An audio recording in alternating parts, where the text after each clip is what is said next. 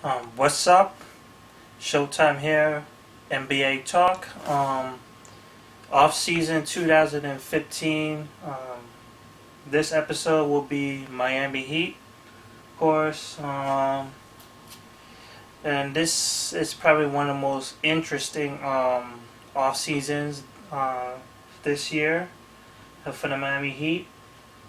I would say one of the top offensive successes in 2015. So let's start off with Goran Dragic. He's back, 5 years, 90 million. He's in here for the long haul. He Dragic came in to the Miami Heat through a three-man trade last season. I'd say in the half point of the season. Coming from Phoenix Suns in a three-team trade, I believe, with Phoenix Suns, Pelicans, and of course the Miami Heat. He's been a great offensive player for them. With the pairing of D Wade, this is a very top tier backcourt basically. And now we have him for the long haul. So, great for them. D Wade is back after like a controversial moment where D Wade has alluded to that he's might end up leaving in Miami Heat to maybe LA or Cleveland to be with LeBron James. He ended up staying for 1 year, 20 million. He is still going after a max deal. Pat Riley and the other higher ups in Miami Heat is giving the impression that like this guy is pretty much not max right now. And plus the fact that the Miami Heat has made it clear they're going after Kevin Durant. And then they're going to need a lot of cap space to keep him. So they're trying to. So here's the results of what they're going to have. They're going to have D Wade. They're going to have Dragic. They're going to have Kevin Durant. They're going to have Chris Bosh when he comes back healthy. If he comes out healthy this year, and then Hassan Whiteside. That is a deadly freaking starter pack right there. And I will honestly say that that could be honestly the best in the Eastern Conference. I might even put them above Cleveland Cavaliers. Well, I would say I will put them like evenly matched as the top two teams in the Eastern Conference if they're able to pull this off. I still say they still, right now, are a top tier team, at least a top five teams in the Eastern Conference right now. So hopefully, Miami Heat, after this season, they can able to keep D Wade and while get Kevin Durant in the long haul. But in my opinion, I don't think this is going to happen because D Wade is going to be asking for that max money, and there's a good chance that he might leave, and then you get Kevin Durant, and so in the speak, there wouldn't be much of a difference. It just depends on how you see it. So they're also able to keep Luol Deng, the forward. He opted in. So sweet. They have veteranship, and hopefully they can able to keep him again for the next season after this.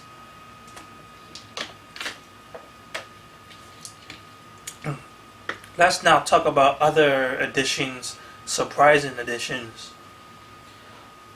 Gerald Green, who was once part of the Phoenix Suns, now soon falling apart Suns. For 1 year, $90 million plus. Great explosion off the bench for him. So now you're getting depth coming out of on bench, which was one of the biggest issues for the Miami Heat, even the days of LeBron James. There were times where the starters pretty much did all the work. It's like there was not much for the bench players, or in a way, the bench players were never given much minutes, or they didn't even produce enough.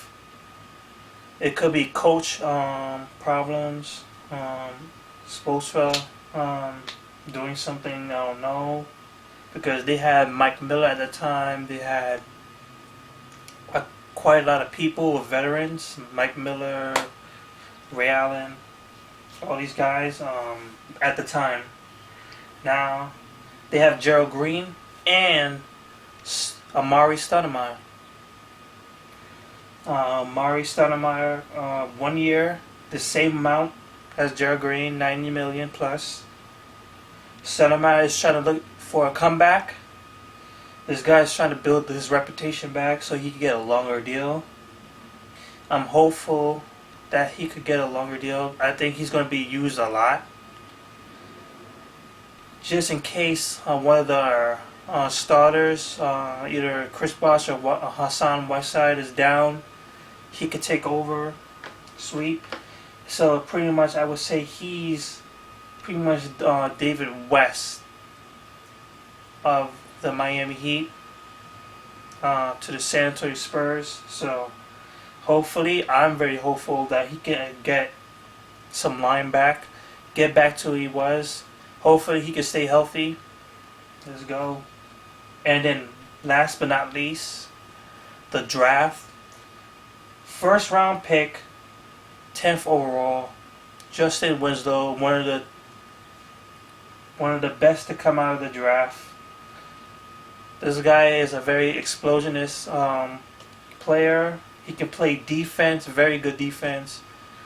His shooting is suspect, though. According to a lot of the reports, his shooting is suspect. So we'll see that. I still say he's going to develop good. He's going to develop to be another D Wade.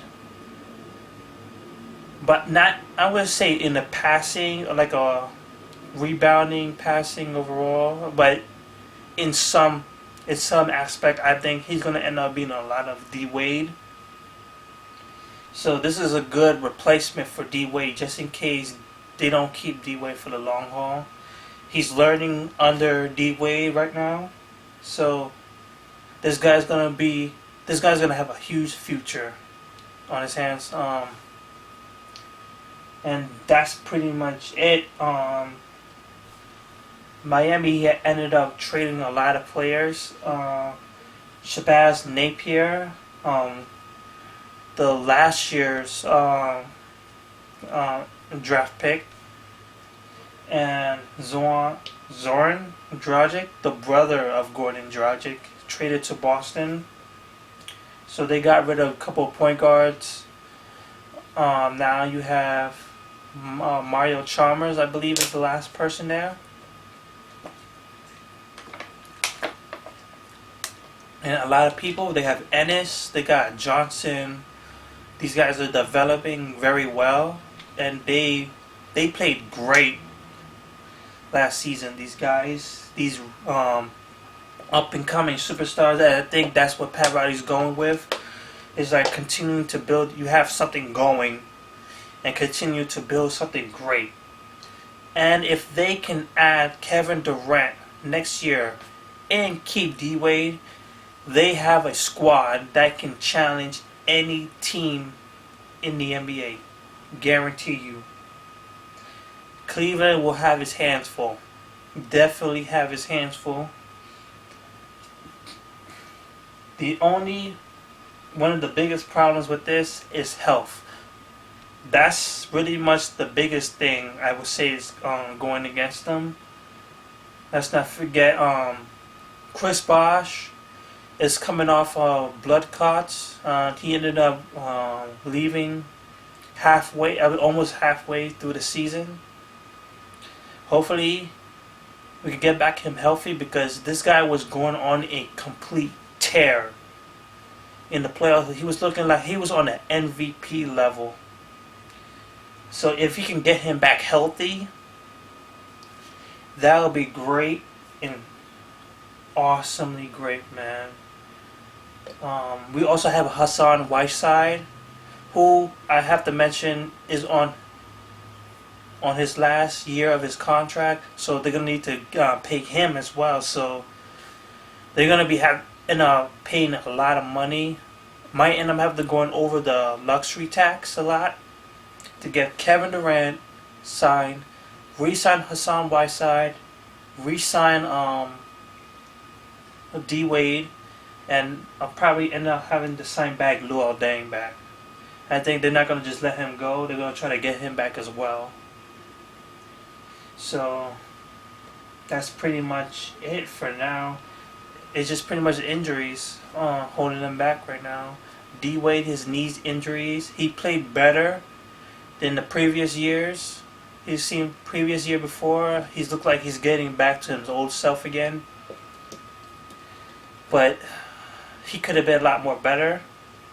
Hopefully he's more back to his form again. If we could get him back healthy, at least 90% back, it's going to be crazy. If we get Chris Bosh back healthy, it's going to be awesome. Like, these guys are a legit team. Are a legit Eastern Conference Championship team. It's hard to say if they could beat Cleveland this year, but I would say they can make the playoffs this year. I would put them, if they can stay healthy, I will put them in a third spot.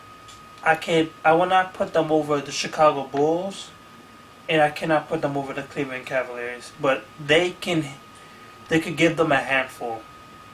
Most definitely, and I will put them in a conversation for Eastern Conference Championship material. So, this is Miami Heat. Off-season next, the LA Lakers, and then the New York Knicks. And oh boy, I'm not looking forward for this one. And if you're a Knicks fan or a Laker fan, I'm a Knicks fan. New York and all. Oh boy. So, see you later.